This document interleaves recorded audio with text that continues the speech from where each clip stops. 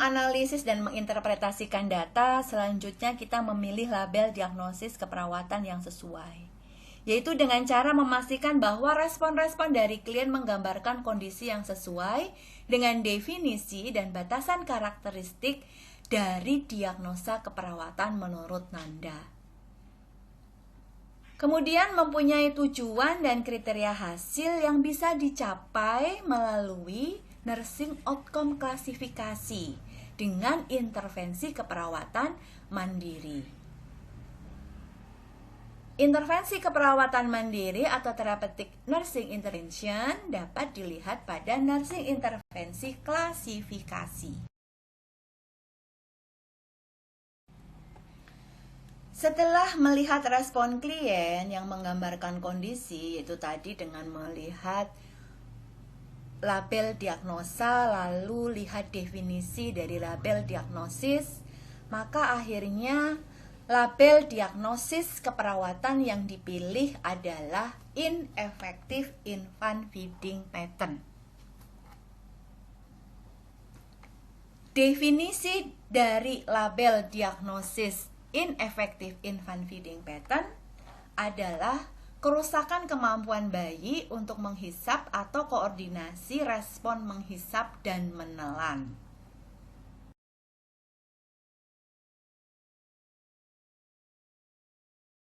Setelah kita memilih, pastikan dengan membandingkan label diagnosa lain yang dalam domain dan kelas yang sama, maupun domain dan atau kelas yang berbeda. Sebagai contoh di sini, label diagnosa ineffective infant feeding pattern yang dekat dalam satu domain Nanda taksonomi, yaitu nutrition crisis ingestion, adalah impaired swallowing. Dari domain yang berbeda adalah domain role and relationship crisis caregiving role. Label diagnosa yang berada pada label ini adalah ineffective breastfeeding dan interruptive breastfeeding. Lalu kita bandingkan di sini. Baca lagi definisi dari tiap label diagnosis yang kita pilih ini. Setelah kita mengidentifikasi label diagnosa pembanding untuk diagnosa yang sudah kita tetapkan sebelumnya atau kita pilih, yaitu ineffective infant feeding pattern, selanjutnya diagnosa pembanding tadi kita masukkan ke dalam tabel untuk lebih mudah mengidentifikasinya. Kita tuliskan yang pertama adalah label diagnosanya, lalu yang kedua adalah definisinya. Nah, definisi ini harus kita cermati apakah dari definisi setiap label diagnosa pembanding ini cocok tidak dengan kasus tadi. Ternyata kalau dicermati satu persatu, dari 3 diagnosa pembanding ini tidak ada yang cocok dengan kasus tersebut. Yang paling mendekati adalah nomor 2, yaitu ineffective breastfeeding. Definisinya adalah kesulitan ibu, bayi, atau anak dalam proses menyusu. Hampir mirip. Namun, bila dicermati, pada kasus tersebut, ibu tidak mengalami kesulitan proses menyusu. Begitu juga dengan bayi atau anak. Yang dialami adalah kesulitan menghisap. Dengan demikian, diagnosa yang ditetapkan adalah ineffective infant feeding pattern. Setelah kita berhasil menetapkan label diagnosa keperawatan, yang selanjutnya adalah menentukan faktor yang berhubungan sebagai etiologi dari label diagnosis keperawatan aktual, karena diagnosanya tadi adalah aktual. Faktor yang berhubungan merupakan faktor-faktor yang menunjukkan beberapa pola hubungan dengan diagnosa keperawatan.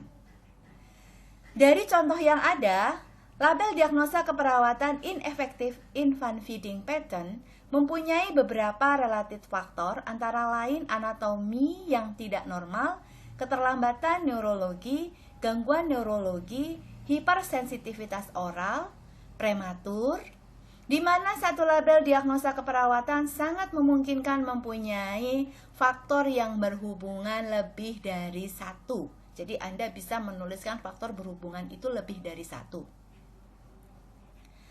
Faktor yang berhubungan pada kasus ini adalah prematur.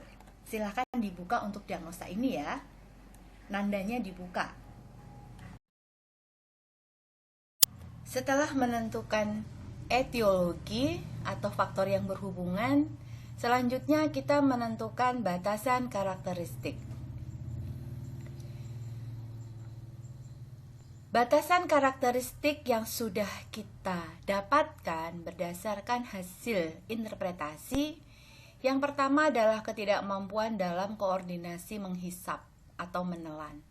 Lalu ketidakmampuan memulai menghisap efektif, dan ketidakmampuan untuk mempertahankan dan melanjutkan menghisap dengan efektif.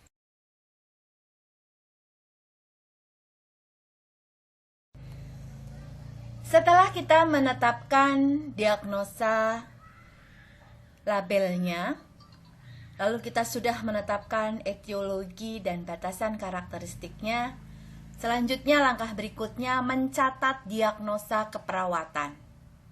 Mencatat diagnosa keperawatan, ingat rumusan diagnosa keperawatan yang di awal Ibu sudah jelaskan. Untuk diagnosa aktual, rumusannya ada problem, faktor yang berhubungan, dan batasan karakteristik. Dengan demikian, hasil penetapan diagnosa pada kasus ini, problemnya adalah ineffective infant feeding pattern. Related faktornya adalah prematur. Defining karakteristiknya atau batasan karakteristiknya 1. Ketidakmampuan dalam koordinasi menghisap, menelan, dan bernafas. Yang kedua, ketidakmampuan memulai menghisap yang efektif. Dan yang ketiga, ketidakmampuan untuk mempertahankan dan melanjutkan menghisap dengan efektif. Bisa dipahami? Semoga Anda paham ya.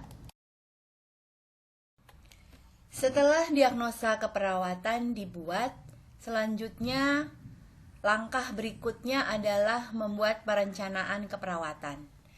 Sebagaimana sudah disampaikan, dalam menetapkan rencana keperawatan, langkah yang pertama adalah memprioritaskan diagnosa keperawatan.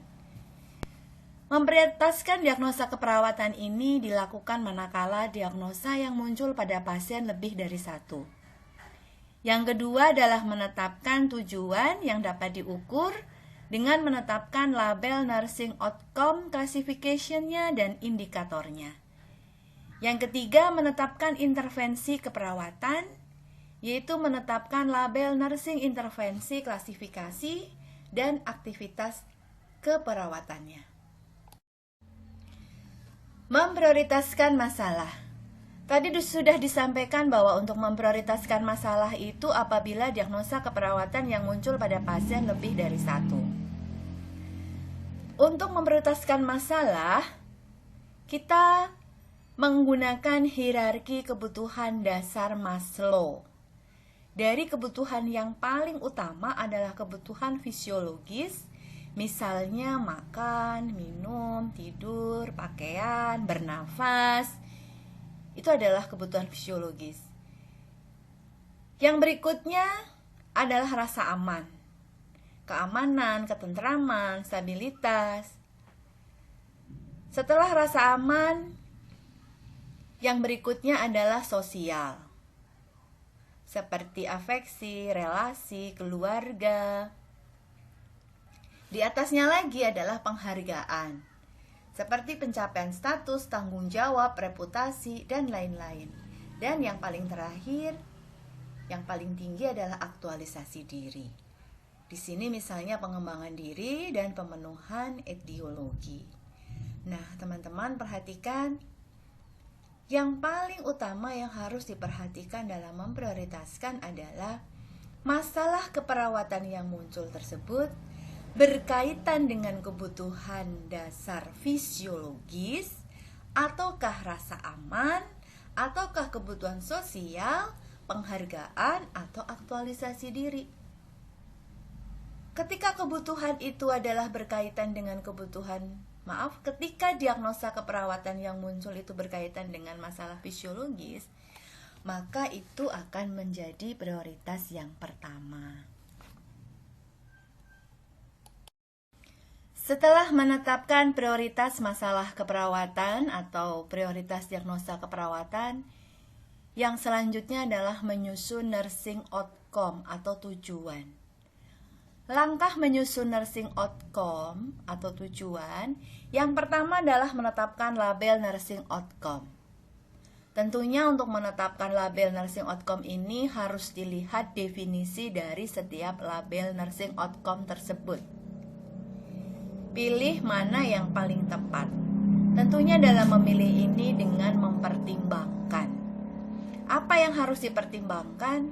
Yang kedua adalah yang harus dipertimbangkan diagnosa keperawatannya, batasan karakteristik yang muncul pada diagnosa tersebut, dan faktor yang berhubungan atau faktor resiko.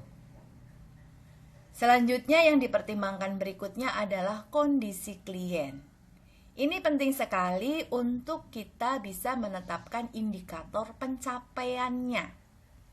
Jadi jangan sampai kita menetapkan indikator di mana indikator itu tidak ada keterkaitannya dengan kondisi pasien.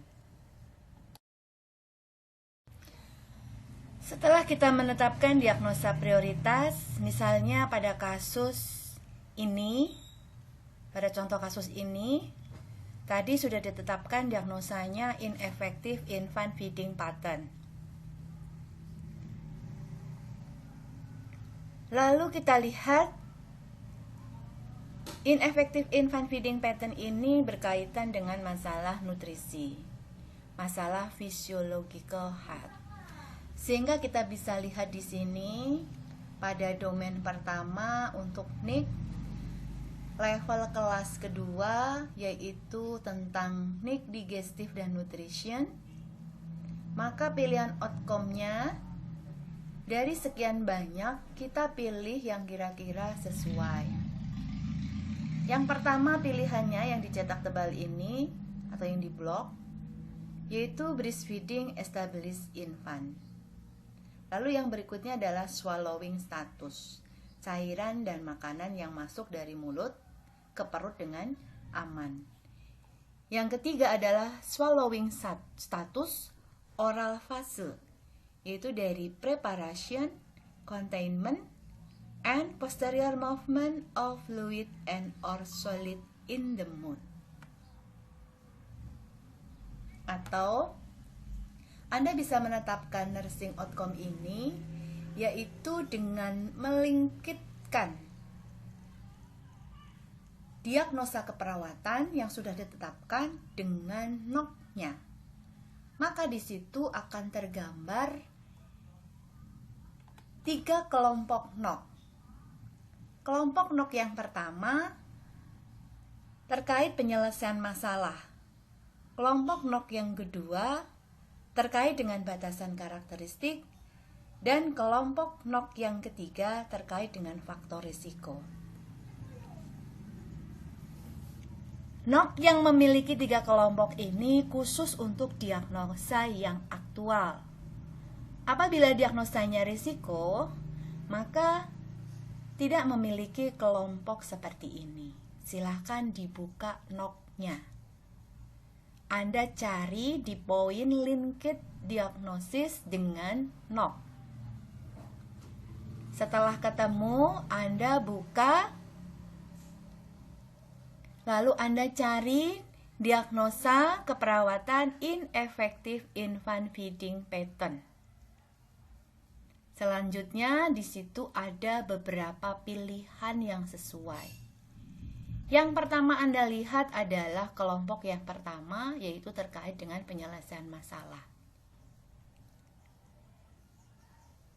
Setelah itu Anda coba pilih yang berkaitan dengan batasan karakteristik dan juga faktor resiko.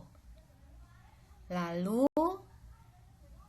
Anda cari definisi dari masing-masing label NOC.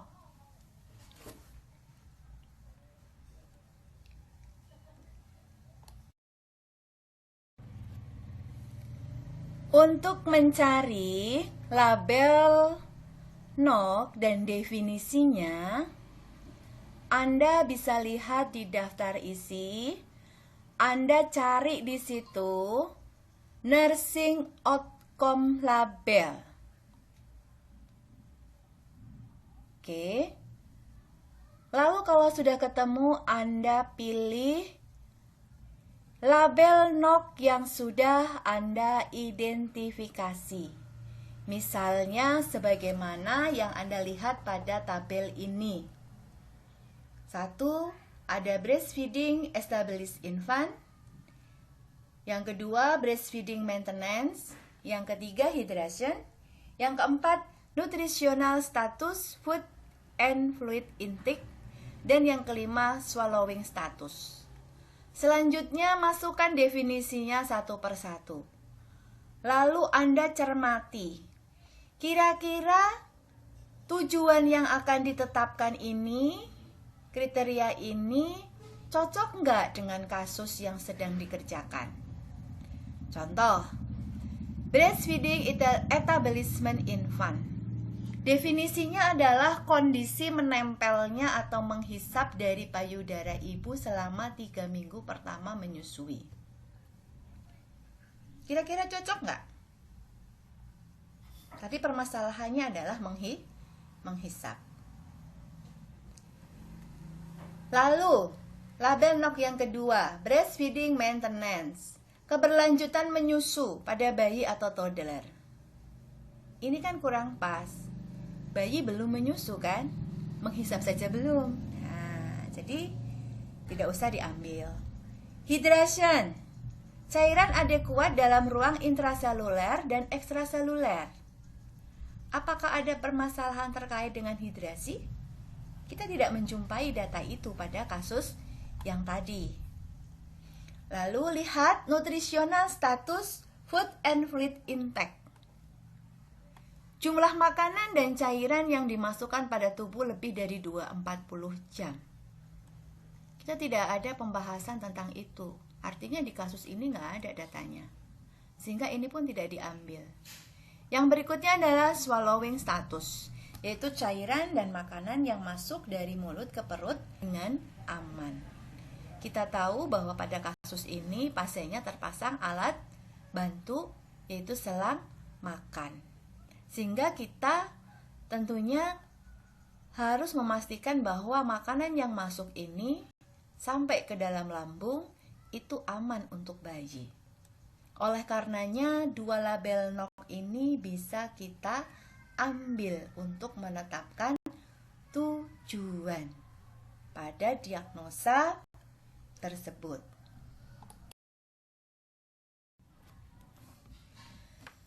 Setelah kita menetapkan label nursing outcome, yang selanjutnya kita akan menetapkan indikator. Dalam kita menetapkan indikator, Anda buka daftar isi dari nursing outcome, lalu Anda cari di situ daftar indikator.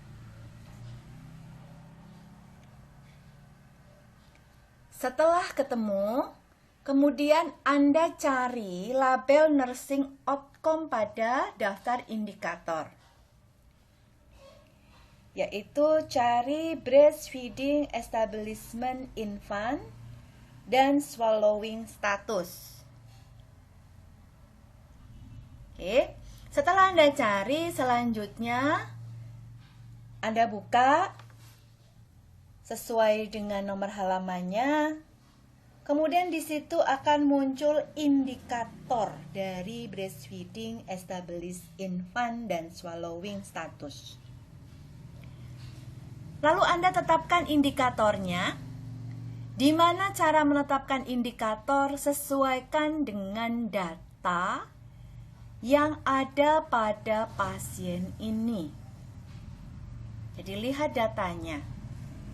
Datanya misalnya tadi bayi, ketika mulut bayi sudah dimasukin puting, ternyata bayi tidak bisa menghisap. Nah, cari di situ terkait dengan kemampuan menghisap misalnya. Oke. Dan seterusnya. Sekali lagi, indikator ditentukan berdasarkan data yang ada pada pasien. Setelah menetapkan indikator, baru kita menetapkan nursing intervensi klasifikasinya. Yang pertama, dalam menetapkan nursing intervensi klasifikasi adalah mengidentifikasi diagnosa keperawatan, di mana diagnosa keperawatan ini masuk dalam domain dan kelas yang mana pada nursing intervensi klasifikasi taksonomi. Caranya bagaimana? Caranya Anda buka buku NIK pada daftar isi, lalu cari di situ nanda linked NIK. Artinya nanda yang dihubungkan dengan NIK. Setelah ketemu, Anda cari diagnosa keperawatan yang muncul pada kasus ini adalah ineffective infant feeding pattern. Setelah ketemu, ada nomor halamannya, Anda buka halaman tersebut. Nah, di situ akan muncul pilihan dari nursing interklasifikasinya. Pada saat Anda memilih, tentunya harus mempertimbangkan kira-kira untuk mengatasi masalah ini dengan tujuan tadi yang sudah ditetapkan nursing outcome dan kriterianya melalui indikator, maka label nursing intervensi mana yang akan saya pilih? Oke, baik. Jadi sekali lagi apa yang Ibu sampaikan itu langsung dibuka bukunya biar Anda bisa mengikuti. Atau bisa dengan cara berdasarkan diagnosa keperawatan yang muncul, maka tentukan di dalam nursing intervensi classification-nya dia atau diagnosa tersebut masuk ke domain yang mana dan kelas yang mana. Sebagai contoh di sini untuk diagnosa yang muncul pada kasus ini, dia masuk pada domain pertama physiological basic untuk kelas nutritional support. Setelah itu, pilih intervensinya atau nursing intervensi labelnya yang sesuai dengan diagnosa tersebut. Di sini misalnya kita pilih swallowing therapy. Akhirnya, setelah kita menetapkan, kita bisa mengidentifikasi label NOC dan label NIC dalam satu tabel. Lalu tuliskan juga dari masing-masing label NIC ini definisinya. Misalnya di sini enteral tube feeding, artinya memberikan nutrisi dan cairan melalui selang NGT. Lalu non-nutritive sucking, yaitu artinya peningkatan kesempatan menghisap untuk bayi. Di sini Anda bisa pilih berdasarkan kriteria mayor intervensi, suggested intervensi, dan optional intervensi. Jadi mayor intervensi itu pilihan yang pertama, lalu intervensi yang disarankan, lalu pilihan. Nah, dikaitkan. Tujuannya adalah swallowing status. Maka untuk mencapai tujuan ini, dari label NIK yang diidentifikasi, tentukan mana yang paling sesuai supaya tujuan ini tercapai. Maka Anda lihat ada 2 yang di blok yang berhubungan dengan swallowing status. Artinya ada 2 label nursing intervensi klasifikasi yang akan ditetapkan supaya tujuan swallowing status ini bisa tercapai. Setelah Anda memilih label nursing klasifikasinya, selanjutnya Anda tentukan aktivitasnya. Caranya Anda bisa membuka daftar isi daripada buku NIK, lalu cari di situ label nursing intervensi klasifikasi. Kemudian pilih label sesuai yang Anda pilih, misalnya di sini adalah swallowing therapy. Setelah ketemu, maka buka halaman sesuai dengan yang tertera.